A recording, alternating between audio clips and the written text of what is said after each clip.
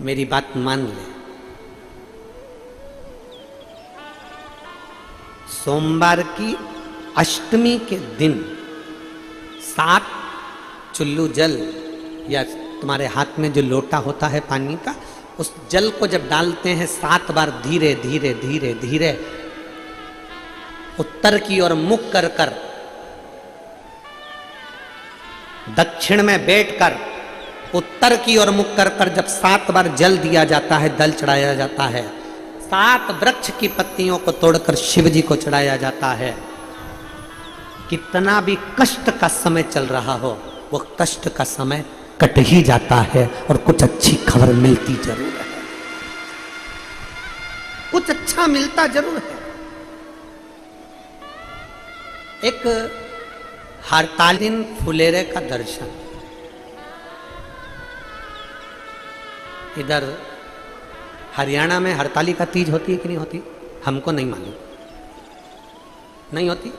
अगर नहीं भी होती है तो प्रयास करा करो कि शंकर जी के मंदिर में, अगर कहीं हरियाणा में हरताली का तीज नहीं होती है तो शंकर के मंदिर में अपनी तरफ से एक डलिया लेकर या बांस की छबड़ी लेकर उसमें मालाएं लटकाकर शंकर के ऊपर जैसे वो जलाधारी लगी रहती है वैसे फूल की फुलेरा लगाना चाहिए, लगाना चाहिए।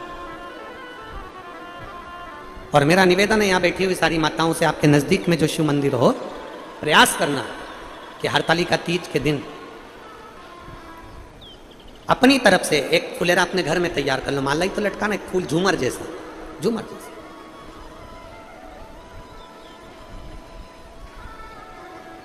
हो सका तो हम कल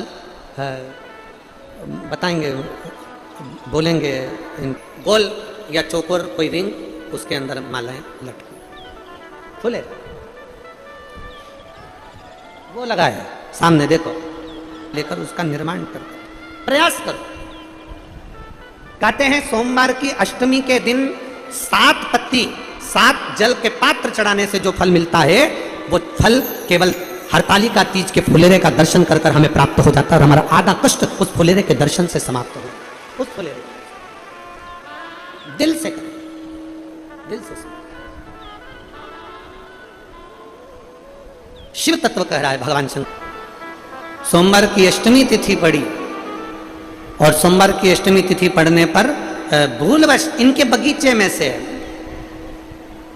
कोई बेलपत्री का वृक्ष लगा हुआ था, कोई पुष्प का वृक्ष लगा हुआ था, उसमें से कोई फूल बेलपत्र तोड़ कर ले गए।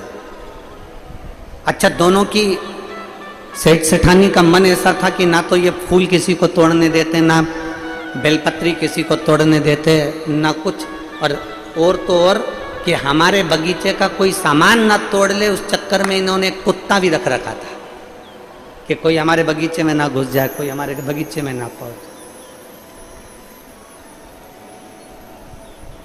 अब जरा तुम अंदाजा लगाइएगा कि कितना विचित्र संसार हो गया, कितना विचित्र। सोमवार की अष्टमी के दिन अगर भूलवश भी अगर हमारे हाथ से एक बेलपत्र, एक पुष्प शिव को समर्पित हो जाए तो समझ लो कि कहीं शंकर की उदारता, कहीं शिव की कृपा।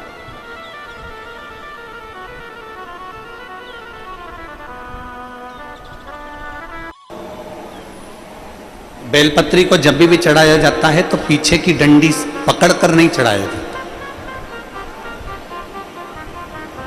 बेलपत्री को चढ़ाने के लिए मध्य भाग को, जैसे यह बेलपत्र होता है तो इसका मध्य की जो डंडी होती है, मध्य भाग होता है बेलपत्री का, तब मध्य भाग को पकड़कर हम भगवान शंकर को बेलपत्र समर्पित करते हैं। कोई भी बेलपत्र ऐसे नहीं चढ़ाता कि डंडी पकड़ के चढ़ा दिया, फिर पीछे की डंडी पकड़ के चढ़ा दिया, फिर पीछे की डंडी पकड़ के चढ़ा दिया, फिर डंडी पकड़ा फिर चढ़ा दिया, ना।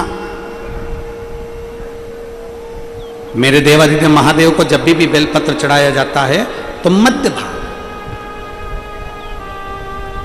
पीछे की डंडी पकड़कर नहीं, मध्य भाग से भगवान शंकर को बेलपत्र समर्पित किया जाता है।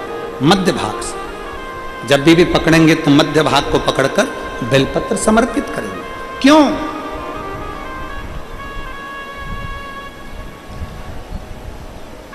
क्योंकि हमने भगवान शिव को मध्य भाग पकड़कर इसलिए समर्पित करा कि ये केवल बेलपत्र का मध्य भाग नहीं है मेरे शंभु, मेरे हृदय के मध्य भाग को मैं आपके चरणों में समर्पित कर रही हूं।